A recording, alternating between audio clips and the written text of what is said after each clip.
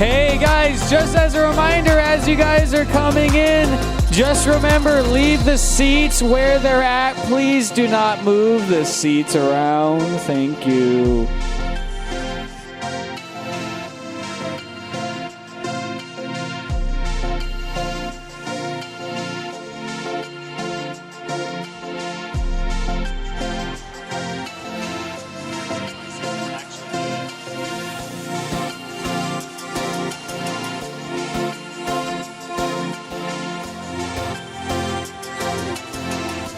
Just as a reminder, please do not move the seats. Leave them where they are at. Thank you.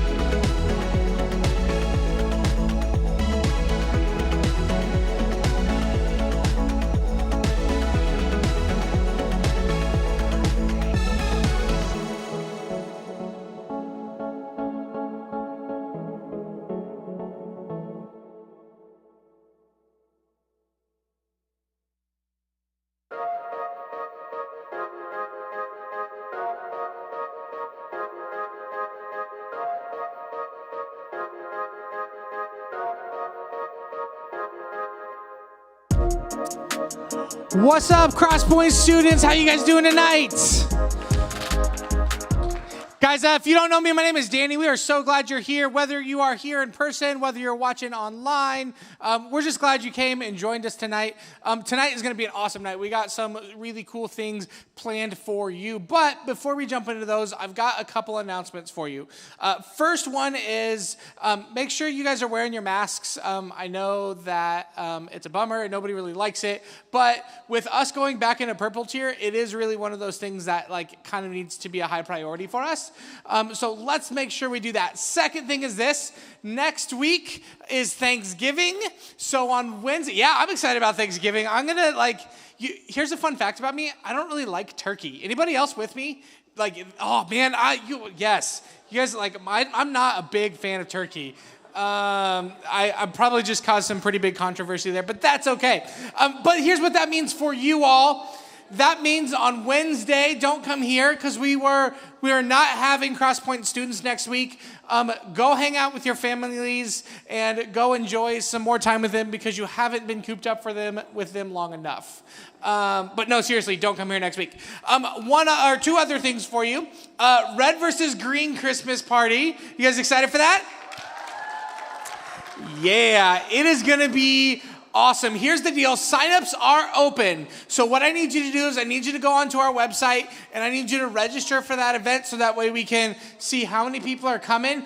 Also, be checking out Remind in our social medias because tomorrow your team will be posted. So be checking those out. It's going to be a blast. I'm super stoked for it. It's going to be awesome. One more last thing for you guys. If you are in high school, we talked about this last week a little bit. We love serving around here. And so if you're in high school, we need you to serve, especially in CPK. They need some help just signing up. So from your small group leaders, you can pick up a card to fill out so we can get your information. The reason why middle school isn't in that is not because we don't want you to serve, but because on Sunday mornings, middle school is starting back up next week. So yeah, I'm super excited about it. It's going to be 9 o'clock in ARC, 701 to 704, so make sure you're there for that. I think that about covers all the announcements, guys. We have an awesome service for you tonight, but I'm going to call up my buddy Kyle. I don't know where he's at. There he is. I was hiding in the darkness over there. I can't see anybody. It's hard. Hey, Levi, can you go get that chair and bring it up here real quick? Hey, so if you have been a part of CrossPoint students for really any amount of time, almost guaranteed you have seen a certain lovely bearded face up here on the stage each and every week named Mike LaBelle. And, give it up for Mike. Come on. Jeez, people. And, Mike leads worship at CrossPoint Students. He does all kinds of planning for our events and camps and Vertigo and all kinds of good stuff. And he's just been a huge, huge part of the team for a long time. He was here before I got here, and he has just done an awesome job. But he mentioned a few weeks ago to you guys that he is going to be stepping out of his role here at the church, leading worship for the different areas. And he's going to be kind of taking the next step on his journey. He's going to be going back to school. He's going to be doing a couple different things. And so we wanted to send him off well. Probably a lot of you know Mike pretty well, but we're going to give the opportunity here to get to know him a little bit better. We usually do something called the 5-Minute Connect, and we've approached that from some COVID-friendly angles over the past several weeks. But today, just so you can ask every burning question you've ever had of Mike LaBelle to his face, we're going to be doing something we're calling the 5-Minute Hot Seat. And so would you give a big round of applause to the one, the only Mike LaBelle?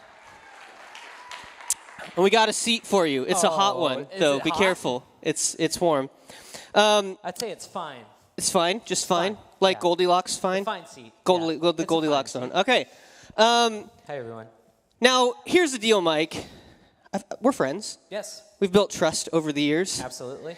I'm going to break that trust right now a little crap. bit. Because when we talked about this, Mike was like, yeah, I'm game. I'll answer any question you might have. What we didn't tell Mike is that while we love you and we want to know you even more, we also just want to affirm in you the things that you've done and the things that God has done through you during your time here. So you will get a chance to ask some questions, but I've also secretly planted some people out there in the audience who have real-time stories of like how God has used you, and we just wanted honor you and say thanks for all that you've done, all right? Well, thank you. That's awesome. So we're going to start with my friend Hayden right here, who I planted out here in the audience. And Hayden's going to share some of his relationship that he's had with Mike. He's been part of the band. And then he's going to do a softball question, right? To, like, go to the next one. Just to keep the emotion low. You know, we don't want it to get too high. Right. Because I'm going to bawl like a baby. You can take it off. Just look at me wrong. You know, like, I'm just going to be like, Hayden. Okay, can we just all agree, though? If there's tears, we're all cool with it, right? Yeah? Okay, all right. We're good with it. All right, cry. Hayden. Hi, Mike. Hi, Hayden. So I just wanted to start out with, you're probably the first person to have faith in me when I started singing. Like, my cousin and my grandma have always been the music people in the family.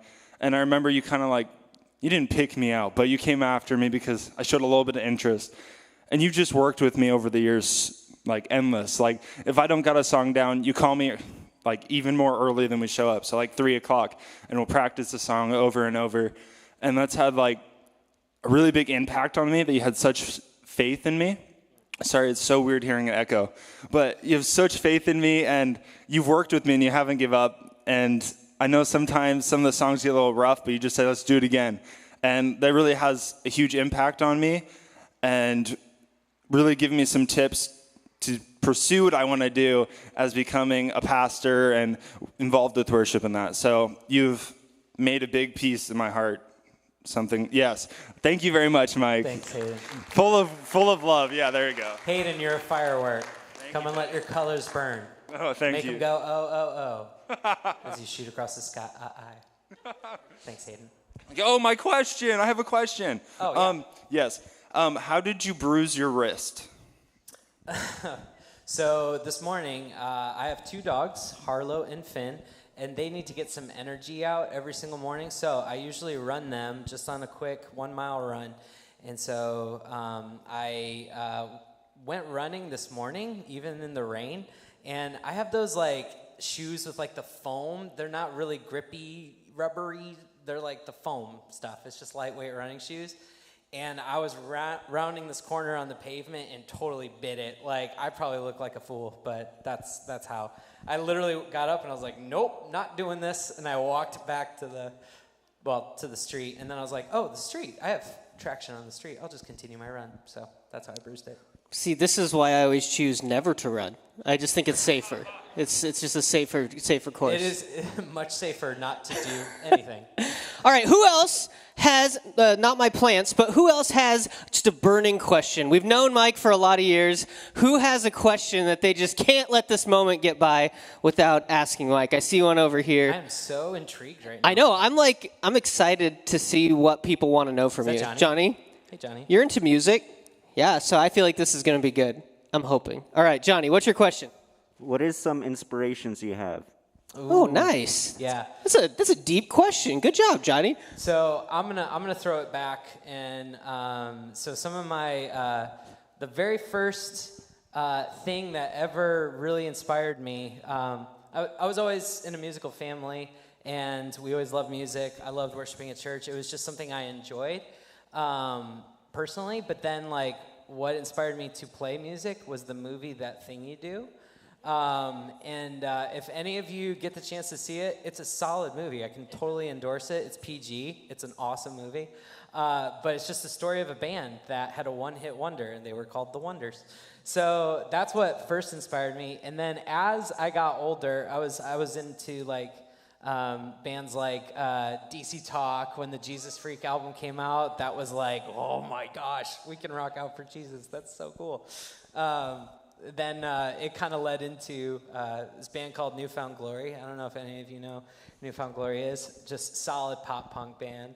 I'm throwing it back. I know these guys have no freaking clue what you're talking about, but the adults in the room are like, yes, I feel like thank you. You and Megan, like, yeah, you guys are like my music spirit animals. Like, you understand where I'm coming from. You understand my soul. So those are a couple. Jimmy Eat World, that was a big one. Huge influence on me. So yeah. You heard it from Mike LaBelle. You don't need your Justin Biebers or your Kanye Wests. You need to go back in time and hit up Newfound Glory, Jimmy Eat World, all the good stuff. Coldplay. All right. All right, so you can go Spotify those. Endorsed. Yes, absolutely. There you go. We have another one of my secret plants over here, Susie, who's going to share a little bit about the impact Mike's had on her life. Hi, Susie. All right, so I have to try not to cry because this is going to be hard. One of the biggest ways that you impacted me in the whole year that I've been on the worship team would be how amazing you are at your job, and also being able to be leading worship for others and being able to get the click and get all the things and have the words and everything and still be worshiping God in such an amazing way. And it actually inspired to me to want to become a worship leader as my job and be able to do that as I get older and be able to go to a music college for that and live that out. And that's what I'm going to want to do. And it just, it's really cool to me how one person can basically planned out my entire career without even knowing it, because now I know what I want to do when I get older, and that's the biggest way you've impacted me. That's awesome. Thanks, Susie. Oh, Thanks my for sharing question. Yeah. My question is, what's your biggest pet peeve? Oh, gosh. Well, I am obviously the best driver in the whole world, so, no, I'm joking. But bad driving, bad decisions, my wife will attest to this, how frustrated I get with people in the car. That's one of them. But this one in particular, I have no words for it. So when there is a shopping cart in the middle of your parking space, literally 2 parking spaces away from a cart return, I have zero tolerance for people's laziness in just dropping off a cart where my car could go, all because they don't want to walk their sorry butt 2 spaces over to a cart return. So return your carts, please. That would be nice. That'd be great. That's a good pet peeve. I mean, I think everyone should feel that way, really. Who else has a question for Mike? Ooh, I see a few hands up. Jackson, what question do you have for Mike LaBelle? What's your favorite memory at CrossPoint Students? Oh, wow. Jeez, that's hard. Oh, man, there's so many. All right, so top 3 then. I think it would one of them we talked about, introducing the song Dance. I was just so jazzed when that song came out, and I was like, this is going to be crazy at Vertigo. So introducing that song at Vertigo and seeing everybody's faces just like jaws drop and faces melt when we did that song. That's a good one. Doing the song Titanium for our group thing, that was which I think the group name shall not be no, it's fine, I guess. No, I mean, you can't. I don't think anyone was here yet. Mike's Hard Lemonaders. That was the name of our team, and we did the song Titanium by David Guetta and Sia, and that was just that was so fun to do. Then let's see, another one. One of my favorite memories. Oh gosh, there's so many to pick from. I'd say my first Mexico trip. That was really, really fun. That was when I first got here too. That year, I went straight on to a Mexico trip and got to build houses and stuff with people. And I don't even know if there's people here that were with me on that trip. But Paul, yeah. Oh, and Nate G? Yeah, me. No. And me over there. Yeah, me. So Mike's go to camp, go to mission trips. It's good. Yeah, it's good stuff happens there. Good stuff happens usually revolving around those. Yeah. Josh Corgett, you want to share a little bit about Mike? Hey, Mike, it's Turkey. Hey, Turkey.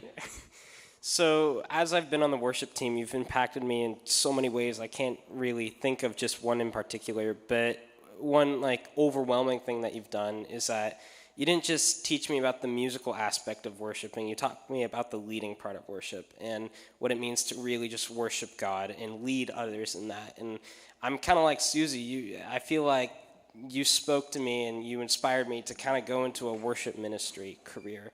And I want to thank you for that and just teaching us how to worship and how to lead. That's just had the biggest impact on my life. And I can't say this without crying. Okay, I'm going to stop. Masks can absorb tears really well. I do have a question. Out of Okay. all of the instruments that you can play, what is your favorite to play?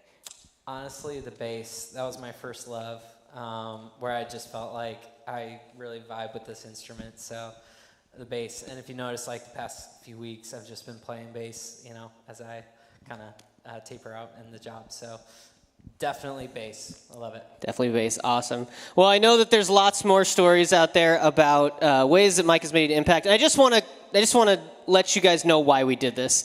Mike doesn't need pats on the back. Like, he knows, like, that God called him here for the time that he was here. But it's really important for, like, a family like we are to encourage each other and to recognize, like, the impact we can have on each other and the impact that can be made on us when people in our lives care about us. And Mike, we just so appreciate the impact that you've had, and we love you, and we're really, really excited to see what's next for you. And so, yeah, thanks, dude. Appreciate it. Yeah, Thanks, absolutely. guys. Give a big round of applause for Mike. We so appreciate him. And while Danny hates delicious things and hates turkey, I love turkey. Turkey is the best, and there's lots of different ways you can prepare turkey. And one of the ways that seems to be favored by more like the redneck population Yeah, I would say that. is a deep fried turkey. Has anyone had a deep fried turkey before? So good, guys. I only seen like 2 hands. Okay, That's so disappointing. apparently it's pretty dangerous, though. And so we have a game for you guys tonight, kind of a cautionary tale, if you will, about the dangers of deep frying a turkey. So That's true. go for it, Paul I'm going to and invite Shara. up my friend Paul as well. Thank you. Funny enough, I eat ground turkey almost every day. He does, all the And, time. I'm also with Danny. I'm not a big turkey fan. Really? So I hate Even though you eat it every day? Yeah.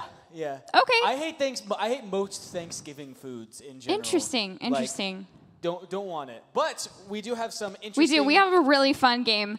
If you guys have played with us before, nailed it or failed it. Anybody played before? We've done a few of those, right? So today we have Nailed It or Failed It Fried Turkey Edition. So basically how we play is we're going to play a clip of someone frying a turkey, and then we're going to pause it, and you guys get to decide, did they get it right? Did they nail it? Or did they fail it? And I don't know if you guys know this, but fried turkeys are very dangerous because they often explode. I don't know if you knew that or not, but this should be pretty entertaining. It's a dangerous game. It frying is. Turkeys. It is. But one would say it's worth it. Yeah. So, Paul, how are we going to know how they vote? So, if you are watching this video and you believe in the skill and prowess of said fryer, you are going to stand up out of your chairs. Out of your chairs? Out of your seats? You're going to stand up. Yeah, stand up. If you think they're going to nail it, you're going to stand up. Yeah. Try to mitigate and minimize your moving around. Try to stay where you're at. But if you think they're going to nail it, stand up. If you think they're going to fail it, stay sitting down. It's pretty easy. So why don't we just get into it? All right, yeah, let's see the first clip. Video. All right, it looks like, all right, we got a turkey on some kind of stick. It looks like it's all buttered up, ready to go. Got some oil on it. It's outside. Here we go, here we go, here we go. This is the moment. It's outside, so he's planning a video. He's planning for failure because he's already outside. So, what do you guys think? Do you guys think that he's going to nail it or fail it? If you think he's going to nail it, stand up. If you think he's going to fail it, sit down. All right, Wow, all right. we have a Levi, few I know brave you want to souls. stand up. I see you wiggling over there. We have a few brave souls. Let's see. Did he Let's nail see. it or did he fail it? Do we have sound on this? Let's see. Oh, I want to see it explode. Oh so gosh, bad. I'm so nervous. I want to see it explode so bad. I don't like this at all. Oh gosh, oh gosh, oh gosh. For those of you who have never fried a turkey before, maybe we're going to... He nailed it! Oh, hey, all right. For nice. those of you standing up, Wow. good job. Whew. All That right. was scary. My heart's beating faster, actually. I'm going to be honest. I want every single one of these to fail. To be a fail. I want them all to fail. So I let's mean, see. I'm a little excited for a fail. Let's see our next one. Let's see. Oh, very blurry. He's got a glove. That's good. Okay. Ooh. Oh, I don't know. He's dropping that in pretty fast. I don't feel good about it. You need to have a good technique. So how many of you guys think that he's going to nail it? If you think he nails it, stand up. But it looks like very few people think Everyone. that he's going to nail Lindsay thinks he's going to nail it. it. Brave soul in the back. Let's see. Does he nail it? I can make out like 10 pixels. Let's see. Oh, man. I'm so nervous. Oh, come on. Real slow. Real slow. Oh, Oh. gosh. Oh, gosh. That was too fast.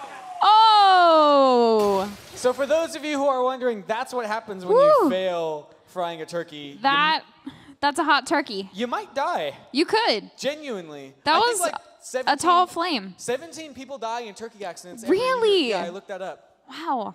All right, let's see the next one. Oh. Oh gosh. 2 people. He's not even wearing gloves. Or shoes. Oh, or shoes. Oh no, this is not good. Gee, I wonder. Oh my gosh. Just I would just stop right there. Okay, well, there's already flame coming out. But this could be a trick. How many of you guys think he's gonna nail some that? people have got to think he's gonna fail, Some right? people think that this is a red herring, like the fire was Yeah, coming. I guess so. You guys are very confident. I like this. Well, let's see if you're as confident. This dude literally has no shoes, but it takes 2 guys. Let's see.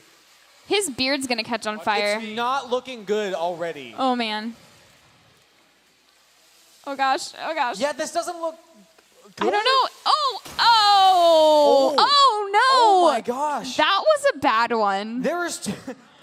I'm concerned. I feel actually. I'm gonna be honest. I didn't know that we were gonna be playing this game until like an hour ago. Shara, are we showing like people dying? No, they're not dying. I haven't seen these videos either, actually. Good. We watched someone die. They just were severely injured. It's okay. Doesn't make it. They're fine. They're probably fine. Next one. I'm so sorry. Ooh, outside It's in the snowing. Snow. Okay. That kind of looks like Kyle, actually. That's because it is. This is Kyle's home video. The basin doesn't look too full. Okay. And I feel like this guy looks like he knows what he's doing, honestly. The snow makes it seem like if it goes bad, Okay, nothing will okay. catch on fire. We're feeling pretty good right A lot now. of confidence in Minnesota, man. Yeah. Let's see. I love the Christmas music playing in the I background. know, I was noticing that. He's going nice and slow. Oh, that looks good. That was a. He nailed it. That's a He good nailed it. turkey. Now we know. Fried. Should we do one more? I think we've got one more. One Band, more? If you want to start coming up now while we watch this. Oh, let's see. Oh, he looks enthusiastic. Oh, it's a different video.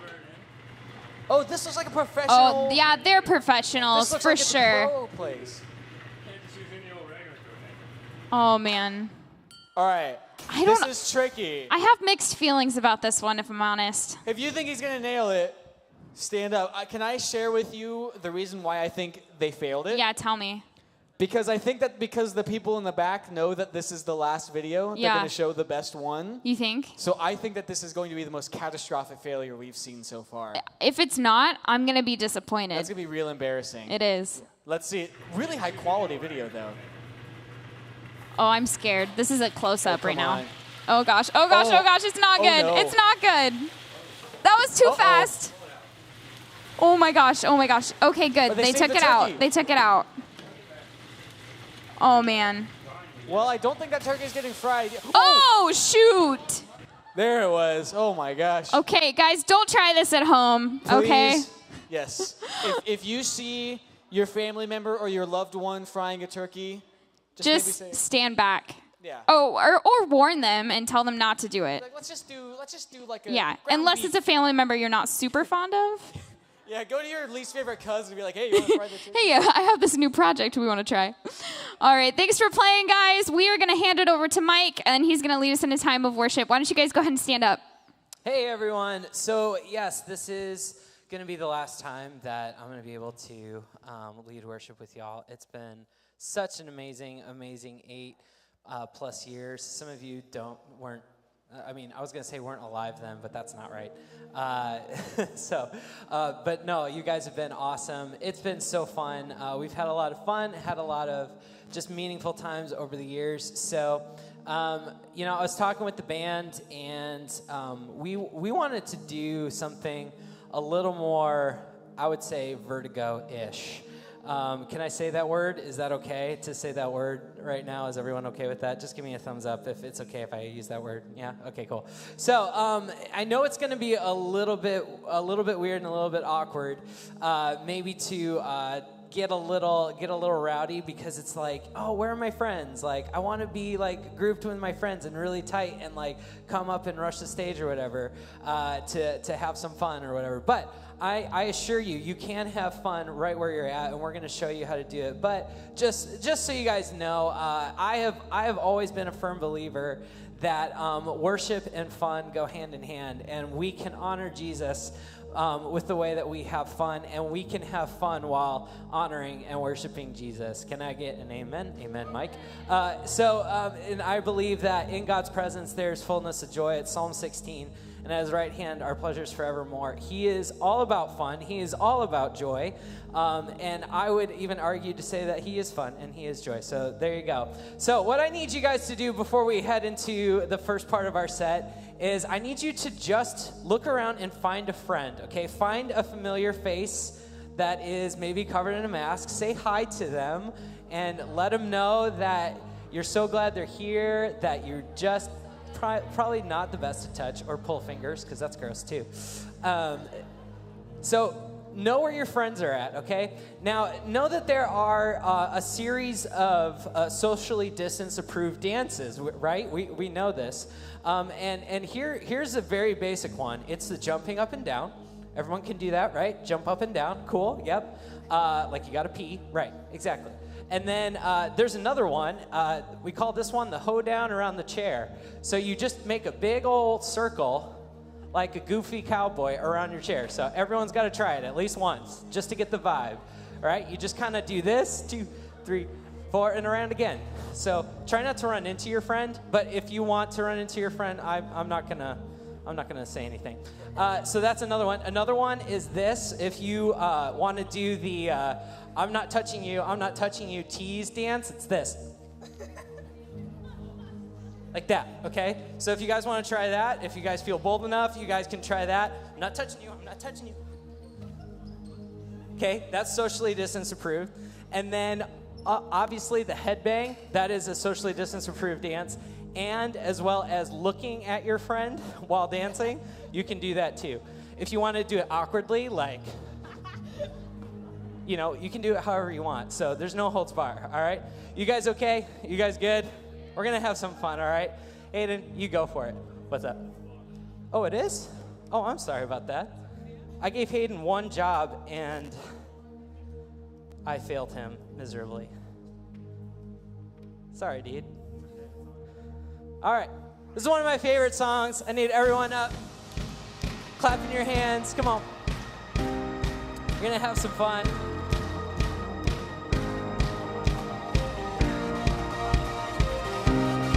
Here we go. Waking up knowing there's a reason. All my dreams come alive. Life is for living. With you, I made my decision. Lift me up, you lift me up, fill my eyes with wonder. Forever young in your love, this freedom's untainted. With you, no moment is wasted. All right, get loose, get a little bounce in your step, come on. See the sun now bursting through the clouds, black and white, turn to color all around. All is new, in the Savior I am found. You guys ready? Come on. This is living now.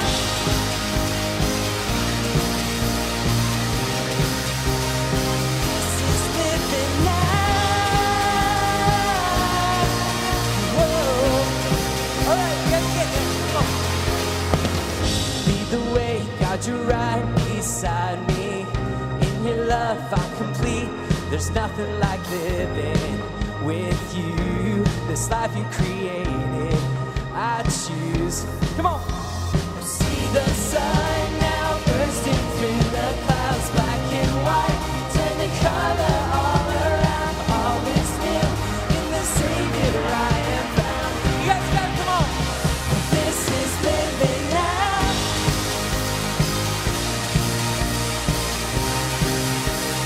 This is living now.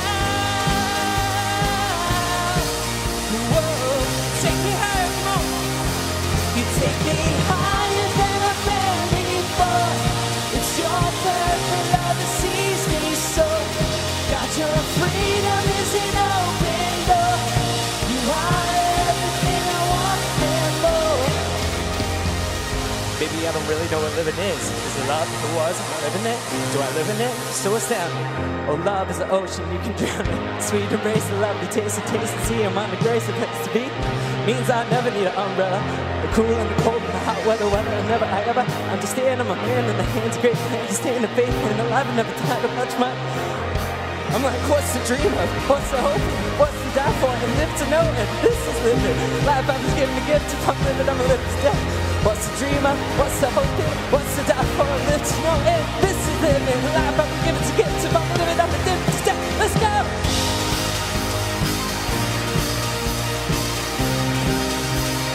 This is living now.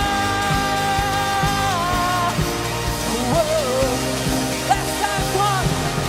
Take me higher than I've been before. It's your perfect love that sees me so. Got your freedom is an open door. You are everything I want and more.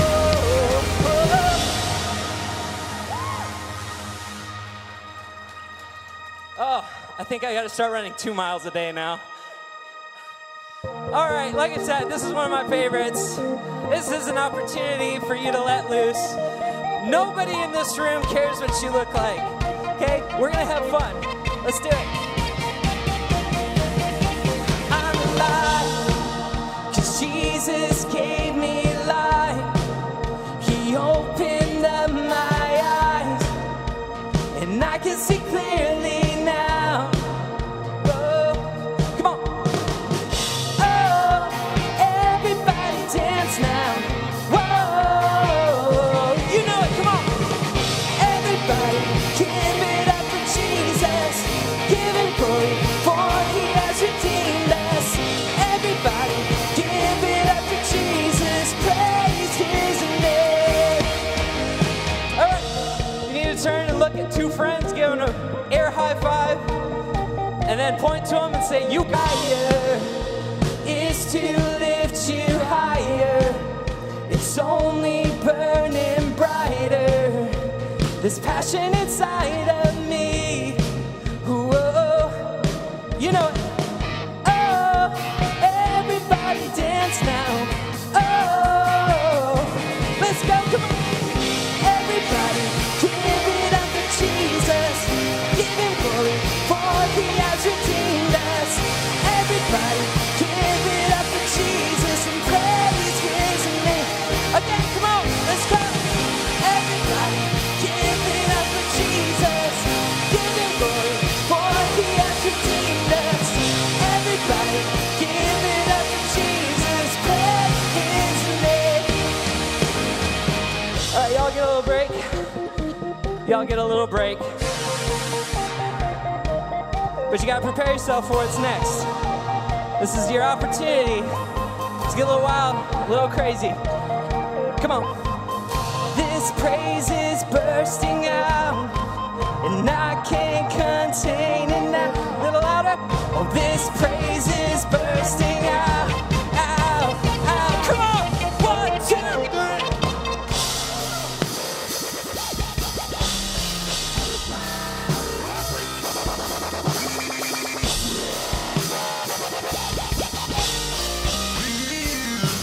See the whole room jump. 3, 4, jump, jump, jump.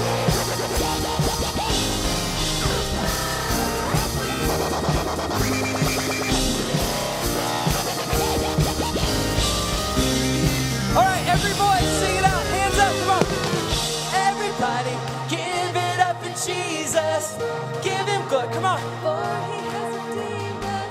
Oh, everybody, give it up for Jesus. Praise his name.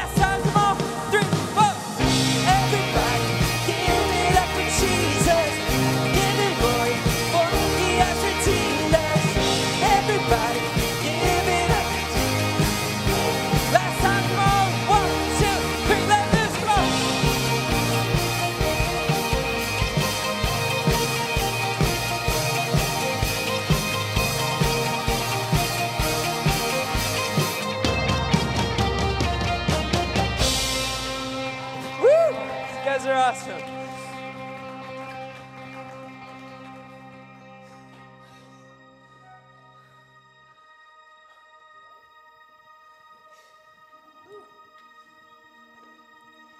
There is a name older than the ages. come. There is one born for our salvation, Jesus.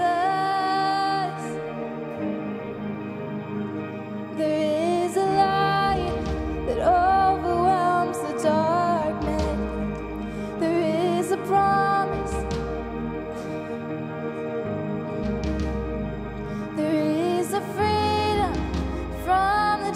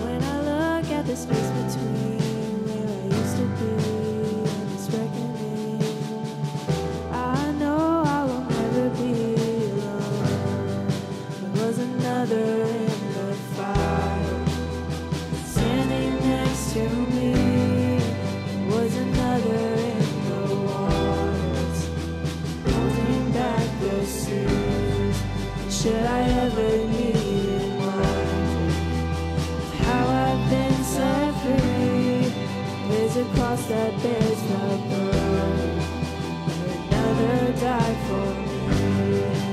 There's another in the fire.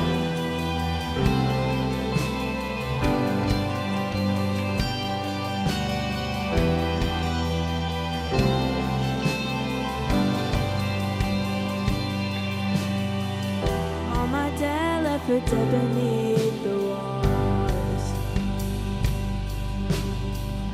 I'm no longer a slave to my sin anymore.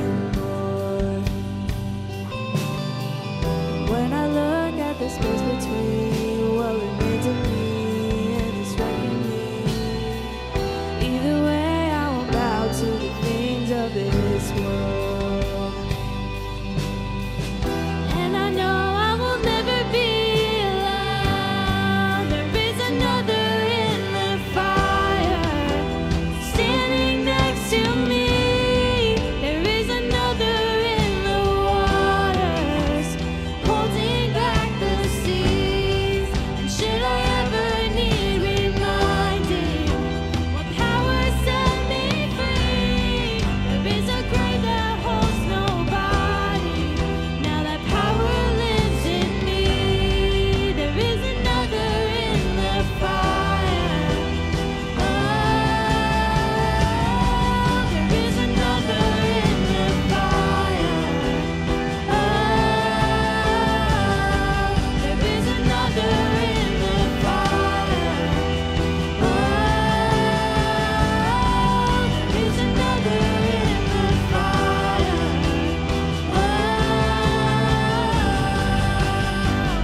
I can see the light in the darkness as the darkness bows to him.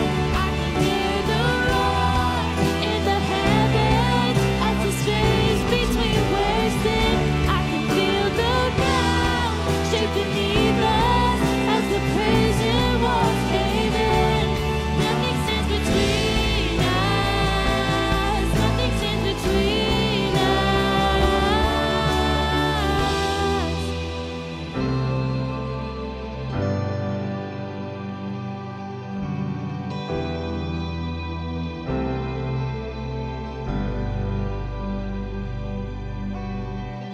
There is no other name but the name that is Jesus.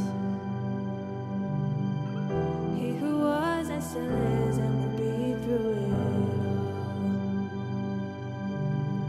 So come on, lay in the space between all the things unseen in this reckoning. I know I will never be alone. I know I will never be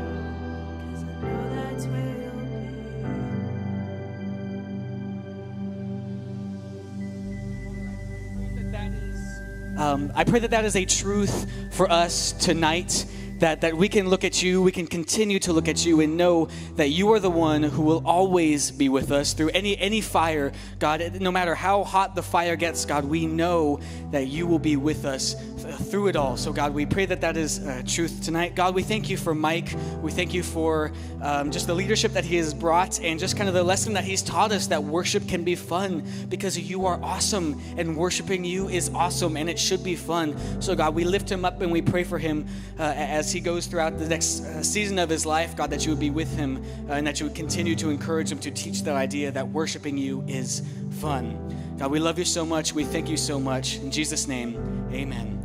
Hey, in case you haven't been in around in a while, this is kind of what we're going to do for the night. Middle schoolers, you guys are going to head upstairs. You're going to get out of your seats and you're going to head upstairs. High schoolers, when those seats have been vacant, you can make your way towards the front.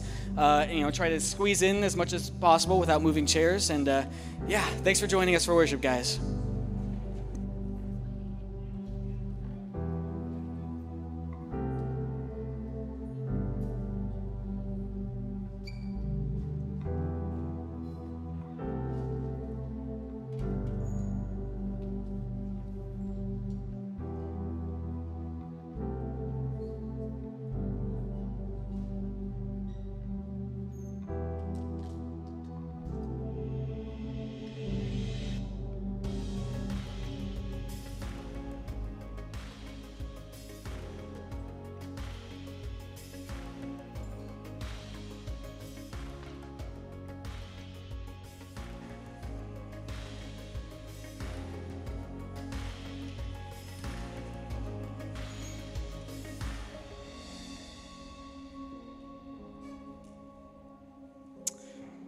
Well, how's it going, guys? Good evening. It's good to see you guys once again.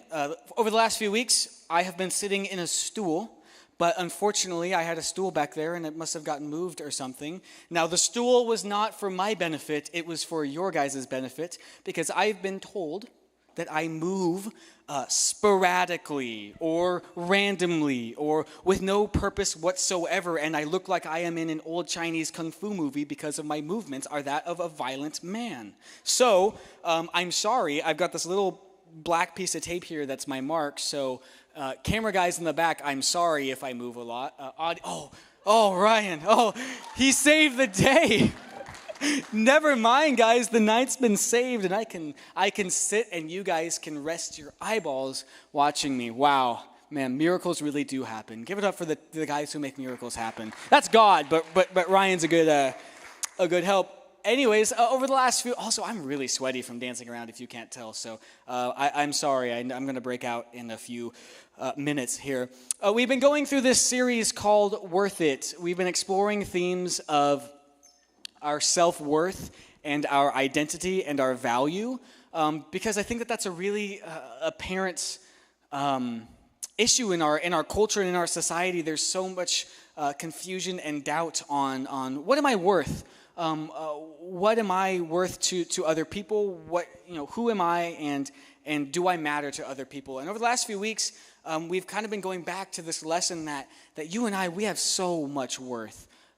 You are worth an insane amount, and it's not because of what you've done. It's not because you have earned that worth. It is because of the price that was paid for you. And the first story we talked about was a man named Barabbas. And Barabbas was a man who, by all accounts, deserved death.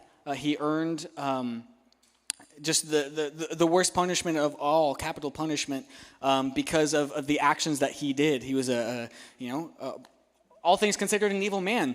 Yet Jesus proved to us that it doesn't matter what you've done or what you will do or what you are even capable of.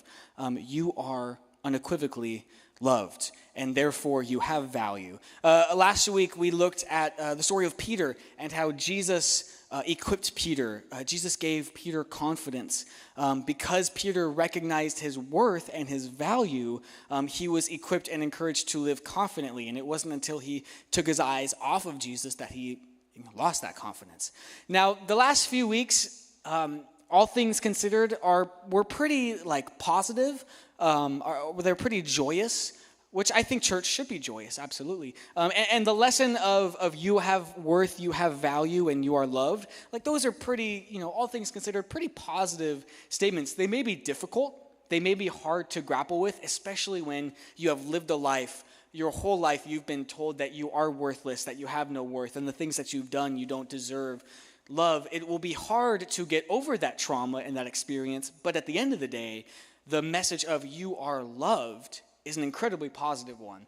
And so I kind of left the last few weeks on a high note, but if I'm honest, I feel like this week, and I'm just taking a guess, just because I've been around the block a few times now. I have a feeling that tonight we're going to be a little frustrated, and we might be a little disgruntled or annoyed, because I think tonight is going to be a little bit more of a difficult concept for us to grasp. And so if you're listening tonight, and one, if you disagree with my statements, that's totally fine. And if you would like to have a conversation about it, you meet me in the back for a knuckle sandwich. But for real, if you hear me say anything that you think, like, I don't know if I agree with that, or I don't know what he means by that, you have the freedom to come find me afterwards and ask me, and we'll have a conversation about it. So just know that tonight, if you feel a little frustrated or you don't feel at ease with tonight, that really is okay. The story we're going to go through is found in John chapter 8. All three of these stories that I've talked about have all been kind of the same idea of Jesus interacting with a person or a group of people and flipping the entire culture upside down. And today is no different. And I'm sure a lot of you guys have heard of this story. I have taught on this story a few times. We're going to read it again, and maybe through talking about what we've talked about the last few weeks, maybe we can understand this story a little bit more. Bless you. The story's in John chapter 8, starts in verse 1. It says, "But Jesus went to the Mount of Olives. Early in the morning he came again to the temple. All the people came to him, and he sat down and taught them. The scribes and the Pharisees brought a woman who had been caught in adultery, that is, to be in relations with someone you're not married to. And placing her in the midst, they said to him, 'Teacher, this woman has been caught in the act of adultery. Now, in the law, Moses commanded us to stone such women. So what do you say?' And they said this to test him, so that they might have some charge to bring against him. You see, these people, they weren't the biggest Jesus fans. They were Jesus haters, as one would say. And so they were trying to trip Jesus up and get him to say something that they could then charge him with breaking the law. Jesus bent down and he wrote with his finger something on the ground. And as they continued to ask him, he stood up and said to them, 'Let him who is without sin among you be the first to throw a stone at her.' Once more he bent down and wrote a little more, and when they heard what he said, they went away one by one, beginning with the older ones, and Jesus was left alone with the woman standing before him. So at this point, everybody had left other than Jesus and this woman. Jesus stood up and said to her, he said, 'Woman, where are they? Has no one condemned you?' And she said, 'No one, Lord.' And Jesus said, 'Well, neither do I condemn you. Now go, and from now on, sin no more.'" Now, this is a semi-popular story. I'm sure the phrase, "let those who are without sin throw the first stone," that's kind of a semi-popular saying. And there are a lot of things that we could focus on in this story. The first thing that may have caught your attention is what Jesus is writing on the ground. It's just it just seems like a weird detail to add in the story. Now, there are other people smarter than me. Just in general, there are a lot of people smarter than me, but especially when it comes to this area of expertise, who can tell you a whole lot more of what they thought that he wrote. I am not here to try and tell you all of the different possibilities. If that is a detail that is stopping you from getting the heart of this story, I would just ask that you let it go. Not to say that if you see something in the Bible, you should forget about it, but I think there are bigger issues to talk about other than that. So if that's one of your questions, I would love to go through some research with you, but we're not going to talk about that part, mostly because I don't know it, and mostly because it's not as important to the sentiment as some other things are. Not to say that there are things in the Bible that aren't important. There are, but I think you know what I mean. Now, what makes tonight potentially frustrating for us is because up until now, the lessons that we've been going through have been very us-centered. The first week we talked about our value and how much Jesus loved us and the price that was paid for us. And then last week we talked about our confidence, how loved we are, and then the confidence and the ability that we have to walk throughout. But the thing that makes tonight potentially a little frustrating is the fact that now this lesson of value is being extended to other people. How many of you guys know it's really easy to deal with things internally and focus on things internally, but as soon as it involves other people, it makes things way harder. It's like, I hear people say this, like, if you have your problems and if you have trouble with yourself, that's fine, but as soon as you make it known and verbalize it, it becomes that much more real. So it might be frustrating because understanding our value doesn't just let us live confidently, it allows us to live compassionately. And when we truly understand our value, when we actually understand how loved we are, we can begin to understand the value of the people around us. And I want you to take the sentiment and the idea that we've talked about the last few weeks, and basically the whole point of this message is whatever we are willing to apply to ourselves, we have to give to other people. That's kind of the short summary of it. One of the ways, and we're going to look at the Pharisees, because I think that the Pharisees are a clear example of people who still had this broken value system, and it's clear in themselves, and it's clear in the way that they treat other people. One of the ways that I see this is the way that they identified other people. You see, our value helps us identify the people around us. You see, in this story, in the implied story, is that the Pharisees caught this woman in the act of adultery, and then they brought her to Jesus. But the first thing they really did was they created an identity for this woman. They made an identity in their mind and in their hearts about this woman. Here's what I mean by that. You see, their value system, just like a lot of our value systems, was still hung up on this idea of performance and behavior. And that was to themselves, and that was with everyone else around them. And so when they saw this woman, they saw the things that she did. They saw the sins and the transgressions that she had made. And it didn't just start there. They created an identity for her. They saw her, they saw what she did, and then they made her an identity in their hearts and in their minds. The identity of adulterer, the identity of traitor. You've betrayed your husband and his trust. They created an identity of a guilty person.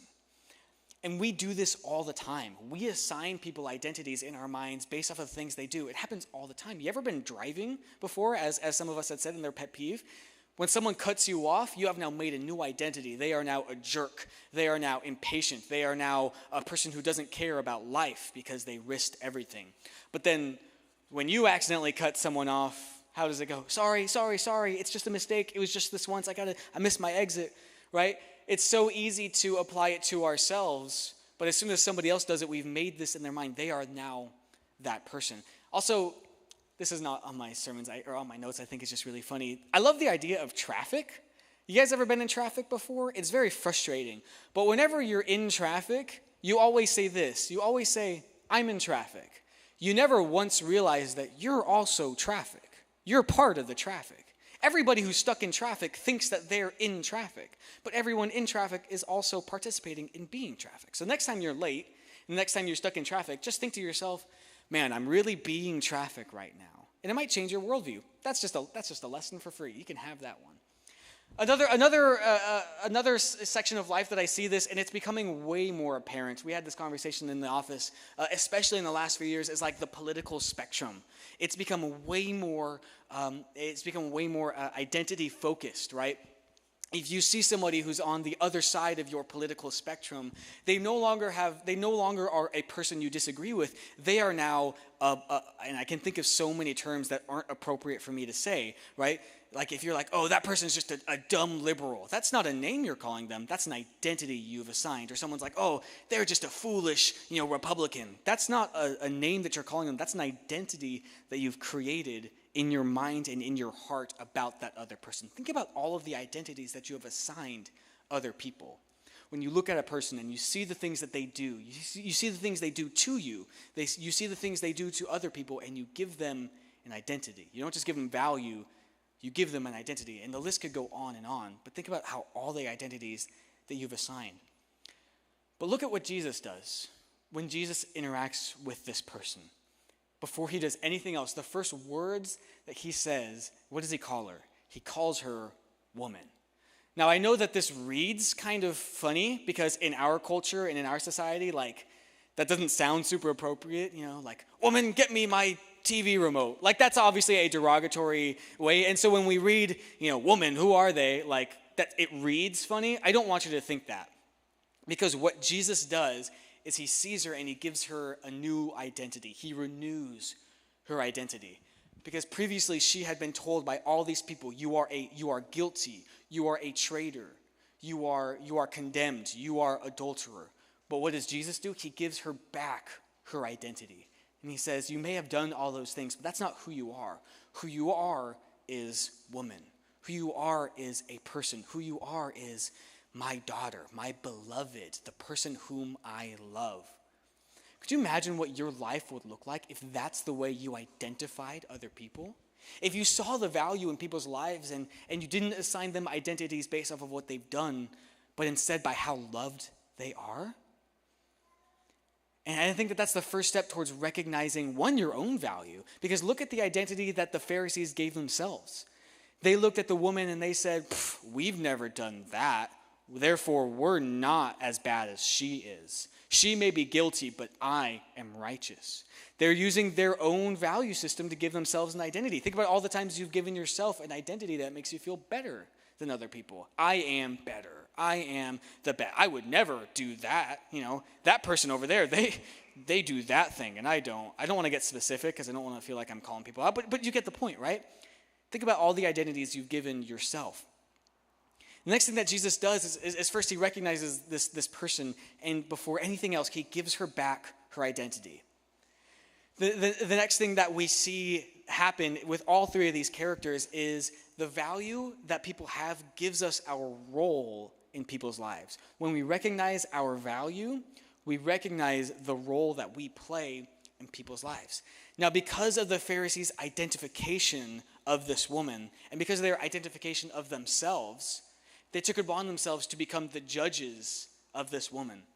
They said, we see this person sinning, and therefore we are taking it upon ourselves to condemn them, to label them, and to take justice into our hands.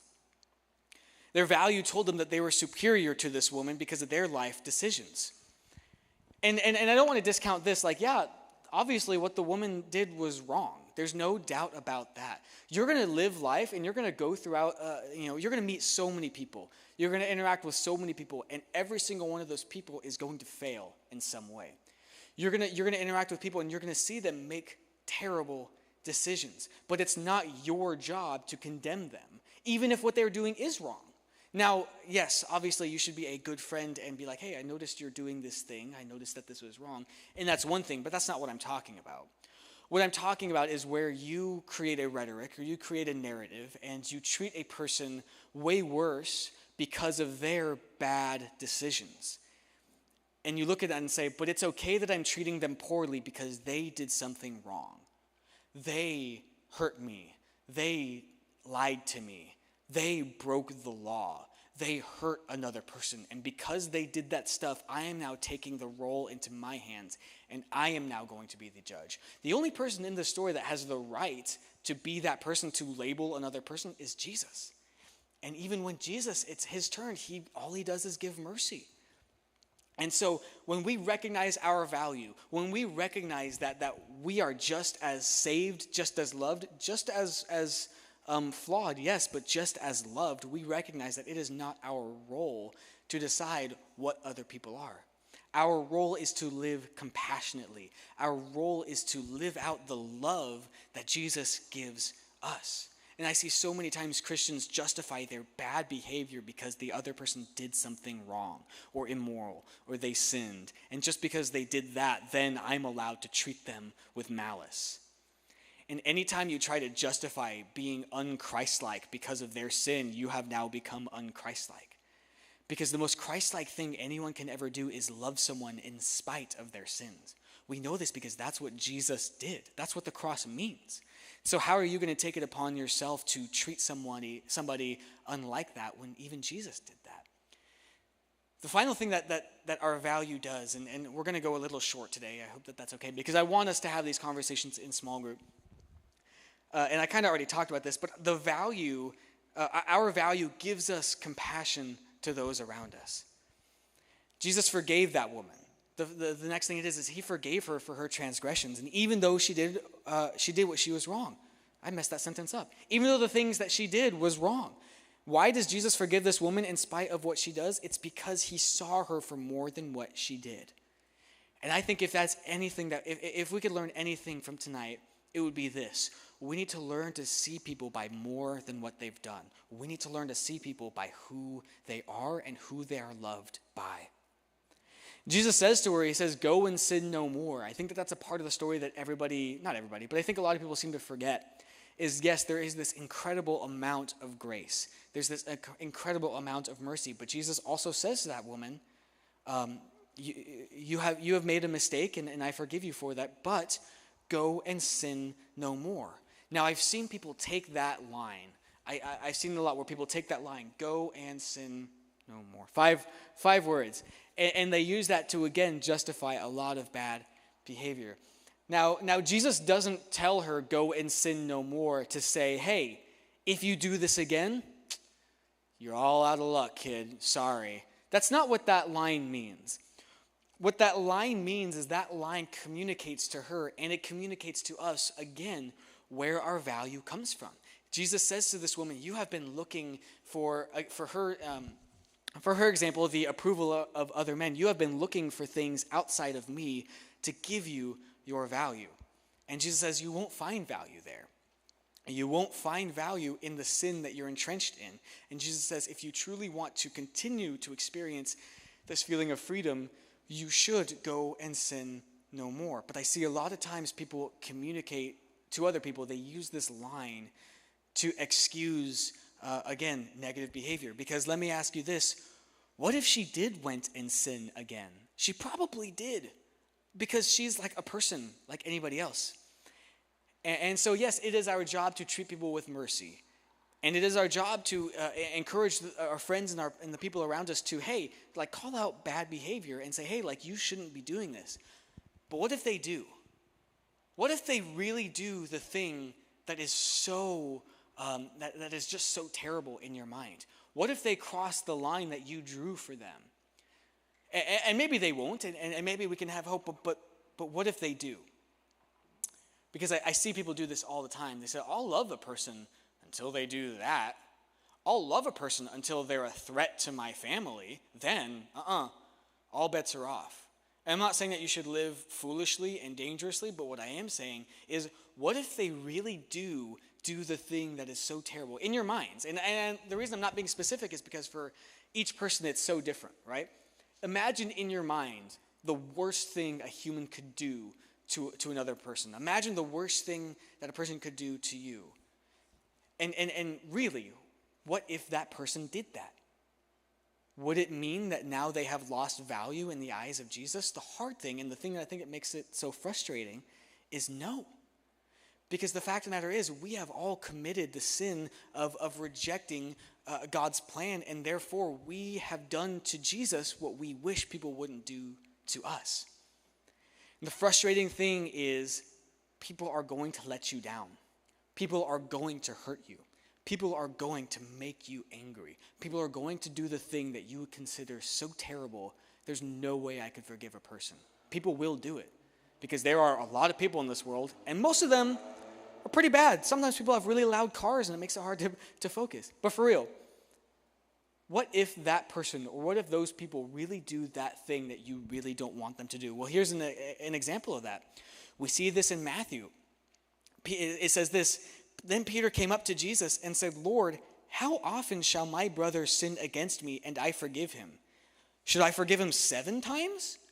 And I don't know why. Like, I think it's just like, if a person does something bad to me 8 times, you're cut off, right? Like it's a weird form of baseball. Jesus says to him, he says, not 7 times, but 70 times 7. Now, in the Bible, the number of 7 is used to represent wholeness and completeness. And so basically what Jesus is communicating to him, what he's communicating to us is there's no amount, there's nothing that you could ever do, and there's nothing that anyone could ever do to make Jesus not love them. So why is it that there's something that someone can do to us that makes us not love them? In order to do that, we would have to say that our judgment is better than Jesus's, and it's not.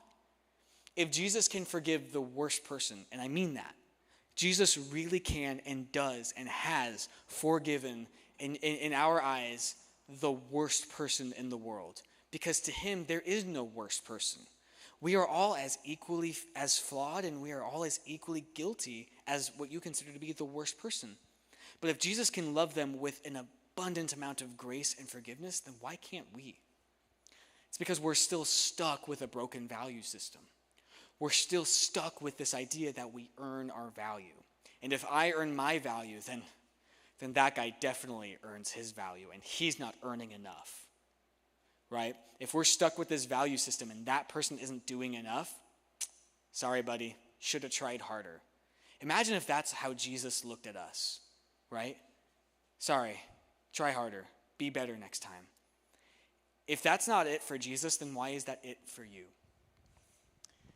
Here's the bottom line.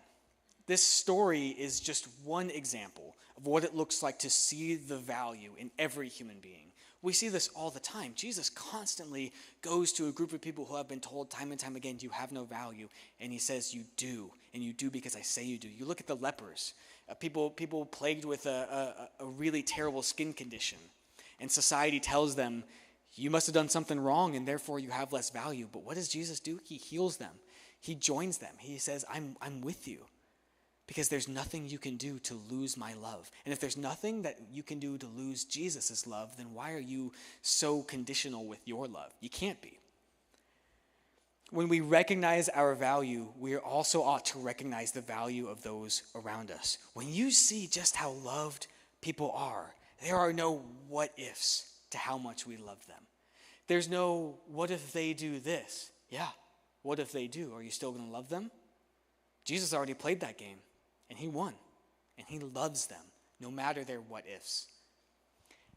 And so I hope that tonight I understand why this conversation can be frustrating. I really do. Because there are a lot of people in this world who are just the worst. And I get that. And there are a lot of people in this world who really make you not want to love them. And it's really frustrating because sometimes those people who just, they really bother you. They really make you mad. You might consider them to be just the worst people. They may not even want your forgiveness. The frustrating thing about Jesus' love is how radical it actually is. I wish sometimes that Jesus didn't love people as much as he did, because I wish I could love people less than how much Jesus loves him. But the frustrating thing about it is no matter how bad, no matter how much you mess up, Jesus is going to love you. And that means that no matter how bad other people mess up, Jesus will love them just as much. And so this is the end of our message. I don't have like fireworks or anything, because this is going to be an ongoing crisis that we're going to have, recognizing our self-worth. The story is not going to end once we move on to the next series and there's a new graphic with a bumper video. We're going to be stuck with this for a long time. I don't know if we'll ever really get over it, because we are humans. But I hope that this is just the beginning of a conversation of recognizing your self-worth, recognizing how loved you actually are. Because again, if this is the first time you've heard it, you are so, so loved. You really are. And there's nothing you can do to lose that.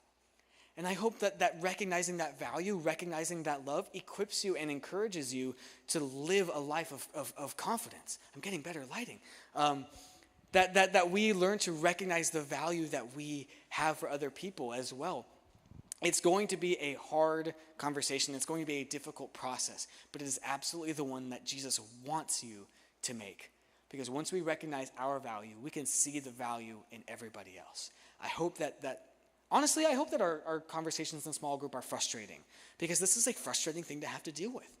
But it's through that frustration and through that annoying constant of what if they do this that actually helps us understand how radical and how crazy Jesus' love actually is. So I hope that our small group conversations are difficult to work with, but ultimately that we come out with a better understanding of everybody's value. Can we do that? Can you promise me that if conversations become frustrating, that's okay? I know that my small group is going to be frustrating, because, they frustrate me regardless. So, no, I'm just kidding. I love you guys. Let me pray for you, and then we're gonna go to small groups. Jesus, we thank you so much for that lesson that you consistently remind us of, that we have value. And God, we thank you for the lesson that you give us, that everybody else has just as much value as we do. God, I pray that as we live out our lives, that you would allow us to recognize our value, that we can recognize how loved we are, and two, God, I hope that we recognize how loved other people are. God, you would give us the love that you have for people, and you would allow us to live that life. We love you so much. We thank you so much for who you are. In Jesus' name, amen. Hey, just as a reminder, in small groups, we're going to be talking about, just for a few minutes, we're going to be looking at the volunteers for Christmas and Christmas volunteers, so be sure to sign up. I think, is that what you're telling me, Kyle? Huh? CrossPoint Kids. Yeah. So if that's something you want to do, we have papers in the back. So if you want to sign up and volunteer for CrossPoint Kids, they're right there on that table. Thank you guys so much. Seniors, do we want you guys helping out with stuff? Yes, senior class, if you want to help, you know the drill. I love you guys. You're great. Worship was awesome, wasn't it? I'm sweaty.